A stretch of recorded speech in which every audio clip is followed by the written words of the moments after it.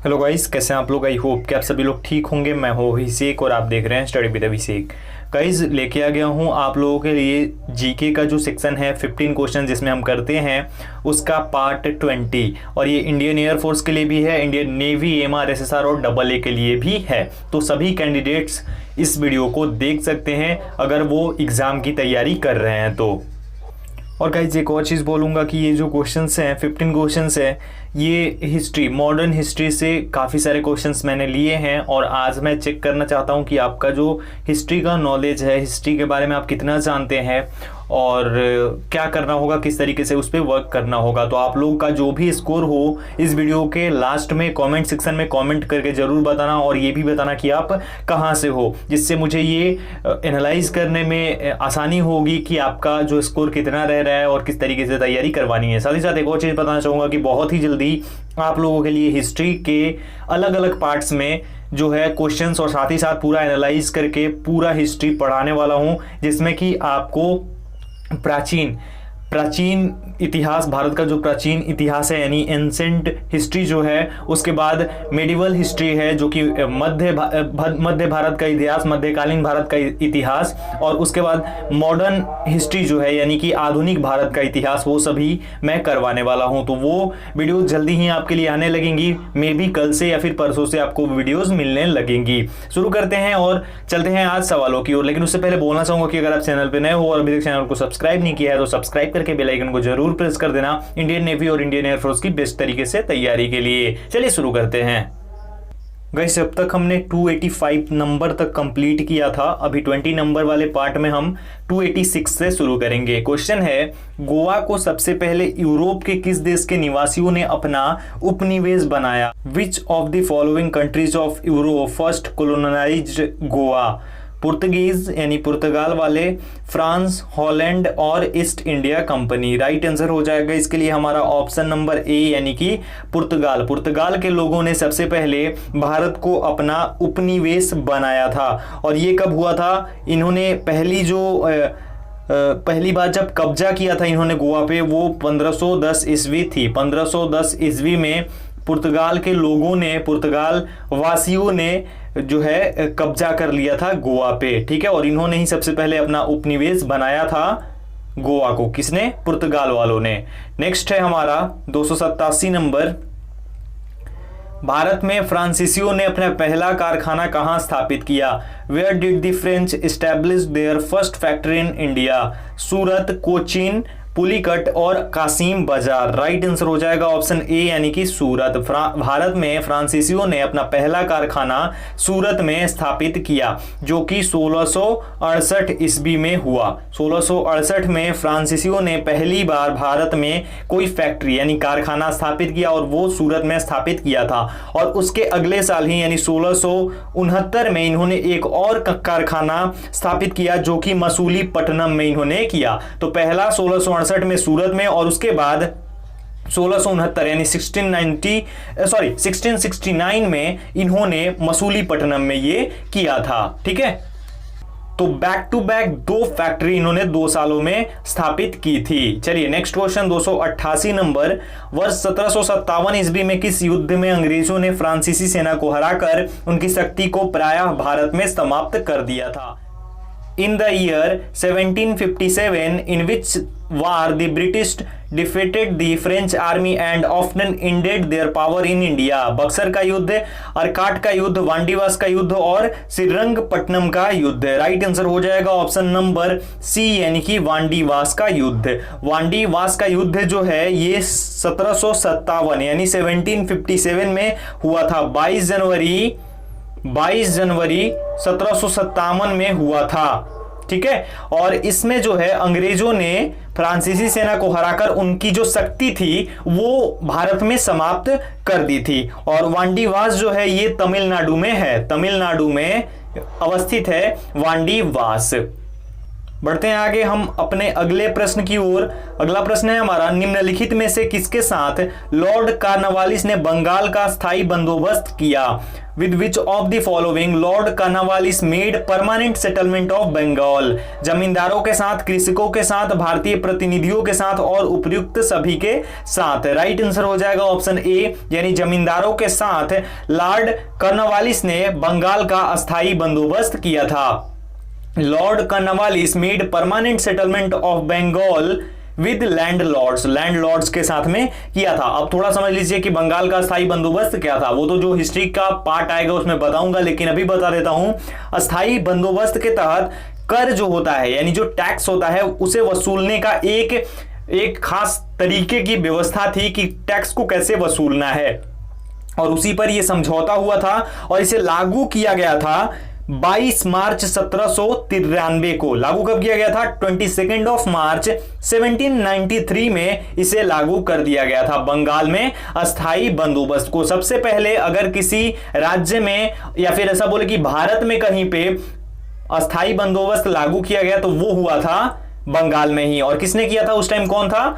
Lord Cornwallis, इसी ने किया था। तो ये सारे क्वेश्चन पूछे जाते हैं, इन सभी क्वेश्चंस को आप लोग नोट कर लेंगे तो बहुत ही बेटर रहेगा। आगे बढ़ते हैं नेक्स्ट क्वेश्चन की ओर। अंग्रेजों द्वारा बंगाल से निर्यात की जाने वाली प्रमुख वस्तुएं क्या थी? What were the main items exported from Bengal by the British?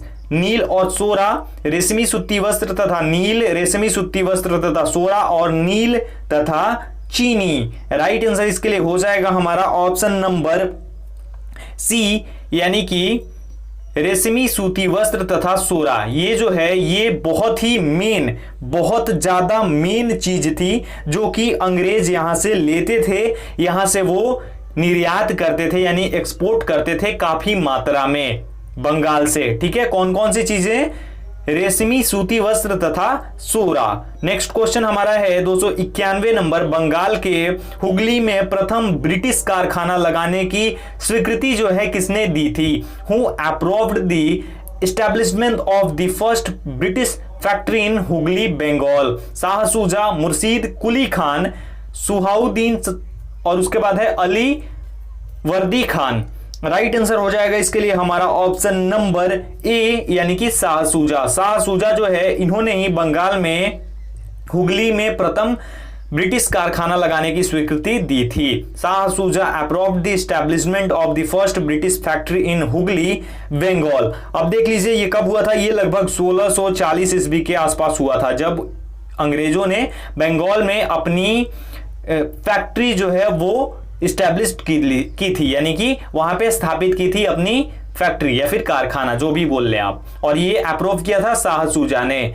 Next है 292 नंबर। ईस्ट इंडिया कंपनी और बंगाल के नवाब के बीच जब प्लासी का युद्ध हुआ था उस समय मुगल सम्राट कौन था? When the battle of Plassey took place between the East India Company and the Nawab of Bengal, who was the Mughal emperor at that time? Ahmad Shah, Azizuddin Alamgir two, Mohammad Shah और Shah Alam two. Right answer हो जाएगा Azizuddin Alamgir two, option number B.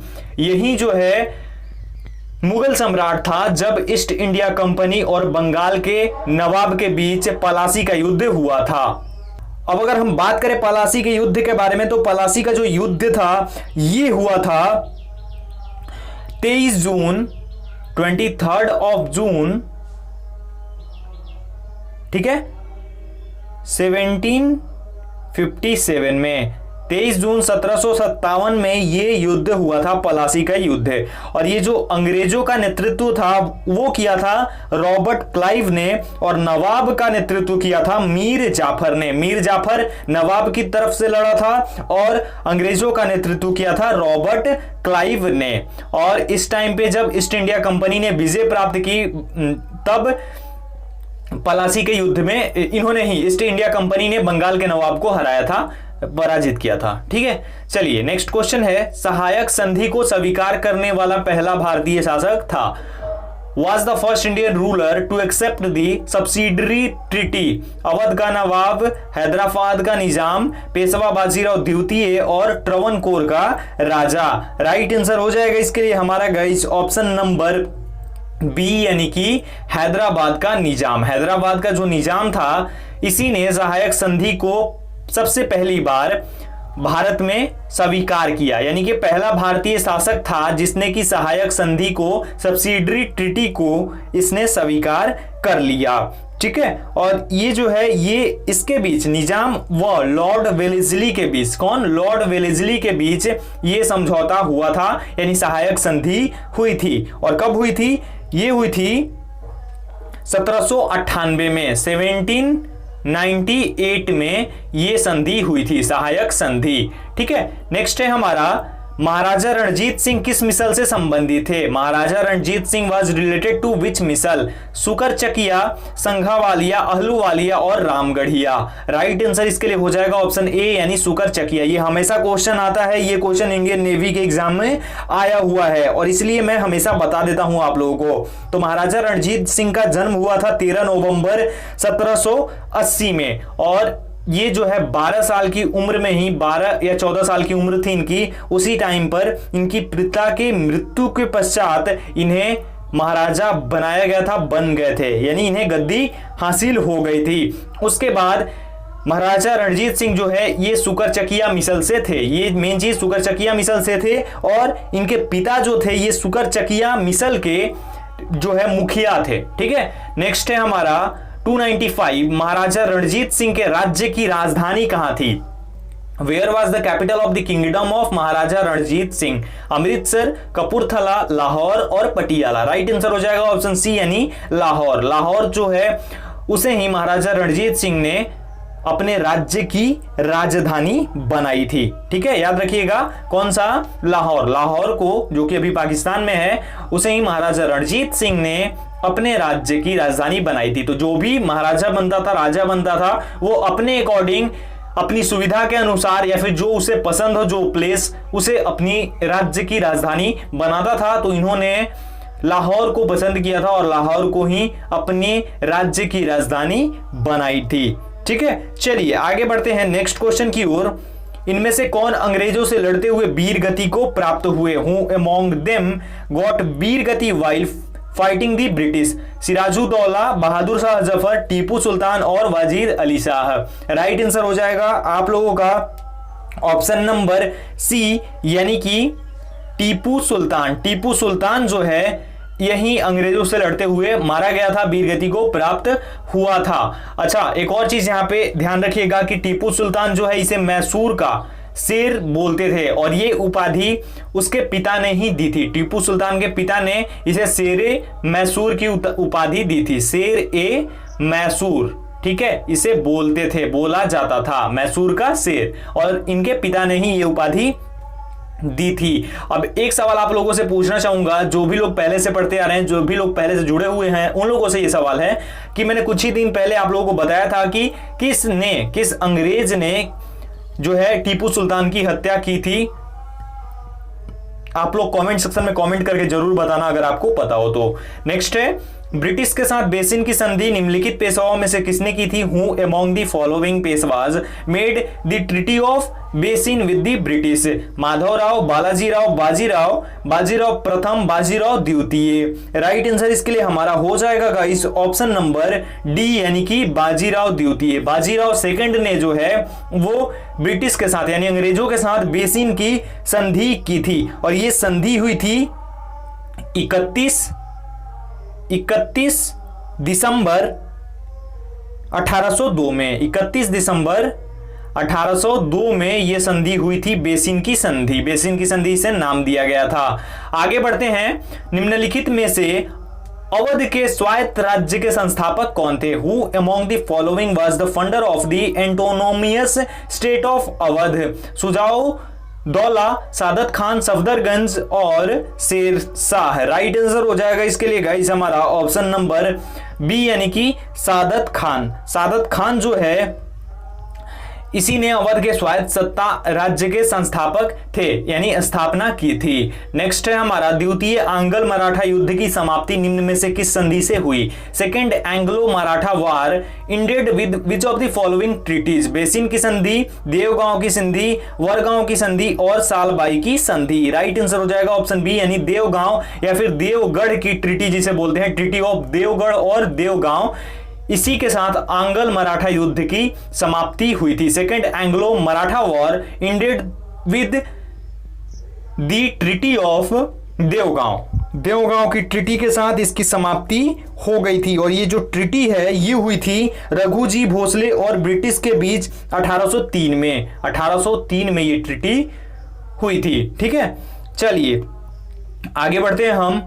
लेकिन उससे पहले एक और चीज आप लोगों को बता देता हूं इसी से रिलेटेड कि जो द्वितीय आंग्ल मराठा युद्ध था वो 1803 से लेकर के 1805 के बीच में चला था। ठीक है, नेक्स्ट है मध्यकाल में सर्वप्रथम भारत से व्यापार संबंध स्थापित करने वाले कौन थे? Whom was the first to establish trade relation with India in the medieval period?